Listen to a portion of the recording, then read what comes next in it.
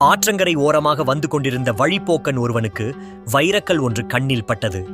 அது வைரம் என்றறியாமல் விலை போகுமா என்ற சந்தேகத்துடன் கடை தெருவுக்கு எடுத்து வந்தான். அவன் கையில் வைரம் இருப்பதை பார்த்த வியாபாரி ஒருவன் 20 ரூபாய்க்கு தன்னிடம் அதை விற்குமாறு கேட்டான். ஆனால் வழிப்போக்கனோ பேரம் பேசித்தான் பார்ப்போமே என்ற எண்ணத்துடன் 25 ரூபாய் கேட்டான். 5 ரூபாய் அதிகம் கொடுக்க விரும்பாத அந்த வியாபாரியும் 20 ரூபாய்க்கு பேரம் பேசினான். இதை கவனித்த மற்றொரு வியாபாரி 25 ரூபாய் கொடுத்து அந்த வைரத்தை வாங்கிக் கொண்டு சென்றான்.